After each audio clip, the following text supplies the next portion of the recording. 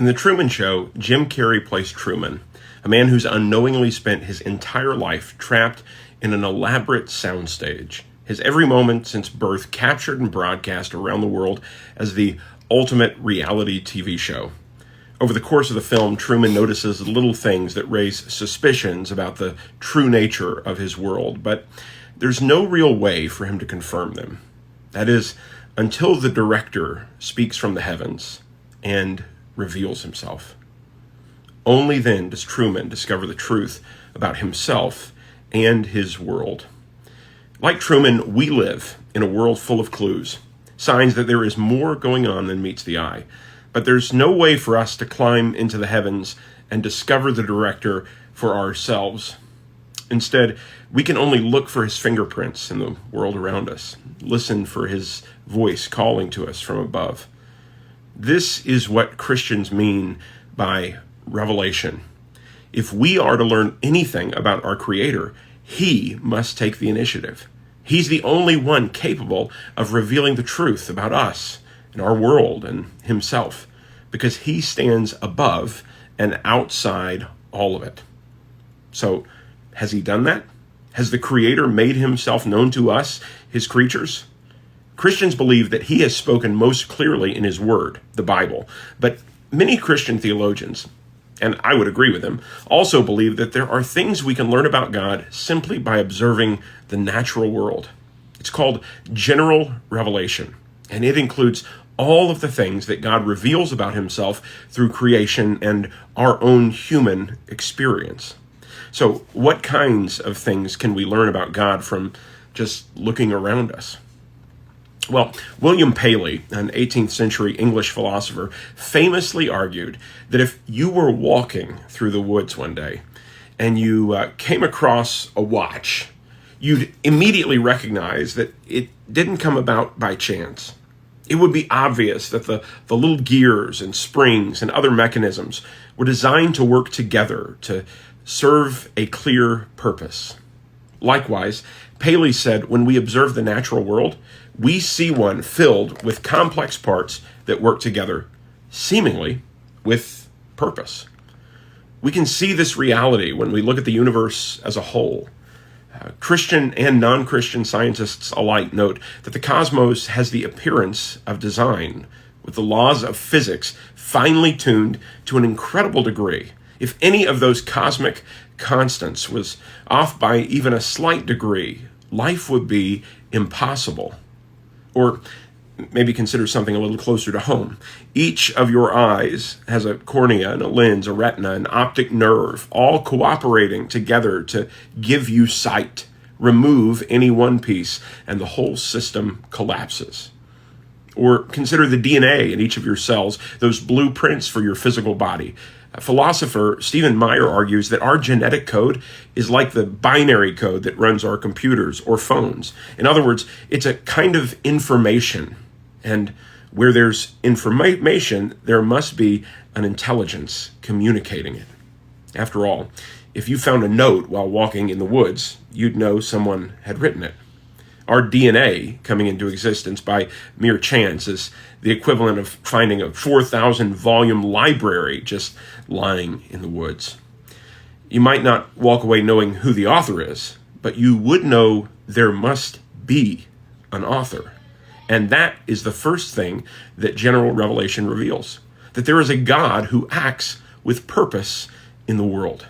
But general revelation doesn't just point to design, it points to unimaginable power. I mean, after all, if there is a being who created the cosmos, He must be more powerful than we could ever imagine. If He transcends our universe and stands above it, He'd have to be greater than it. Greater than a universe that's 93 billion light years across. Greater than R136A1, a star that gives off as much energy in 4 seconds as our sun produces in an entire year. Greater than Jupiter, a planet that could fit over 1,000 Earths inside of it. Greater than Mount Everest, towering 5.5 miles or so into the sky, and yet still just a bump on our massive globe. Greater than the human brain, a complex organic computing system that features 86 billion neurons firing every moment, greater than the nuclear forces that hold every atom in the universe together, including those atoms that make up your body and mine. That is a God who is immeasurably powerful, the kind of God who could speak worlds into existence or do literally anything else that he wanted. See, general revelation points to the reality of an all-powerful God who acts with purpose in the world. The beauty and interdependent complexity of our world testifies to an all-powerful, always wise God. But can it tell us anything else about our Creator? Does general revelation have the power to inform us about maybe the character of this God? You know, many Christian theologians have argued that it can. And while we might not be able to map out a specific understanding of all his moral attributes just from general revelation, we can conclude that he's just. Why? Universal human conscience. Every healthy human being on earth recognizes that there are some things that are objectively wrong and some objectively right. And while specific rules and laws can vary from culture to culture, everyone has a sense of justice.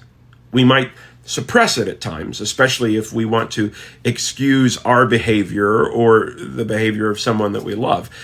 But if someone wrongs us, that sense of justice normally comes roaring back to life. That's not fair, we say, or that's wrong, or you can't do that. These are moral judgments that we reflexively make without even thinking about them. But why, if we are nothing more than animals? Do rats feel righteous indignation when they see one of their own lifelessly caught in a mousetrap, or do they just run away?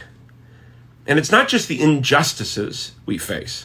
The human experience includes, baked into it, a struggle with guilt and shame. We act and our conscience condemns us because we know our actions don't align with what they should be.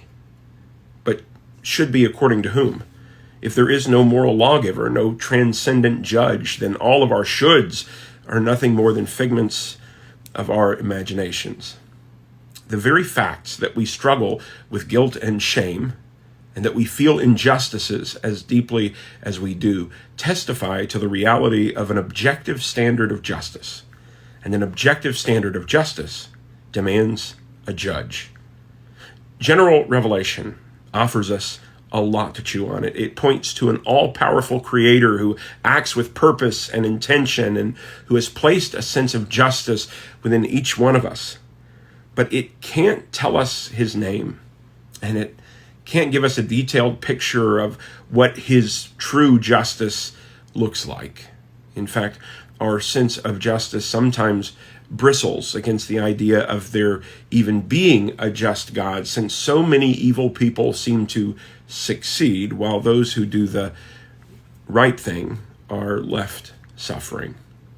General revelation can't help us square that circle. Comes up empty when we ask questions about God's character, and it offers us nothing about what God's plans might be or how he might fix the brokenness that we see in our world, or even if he would want to. General revelation can tell us there is a great director overseeing our world, but to truly know him, we'd need him to step down onto the stage, and that would require a special kind of revelation, a topic best left for another day.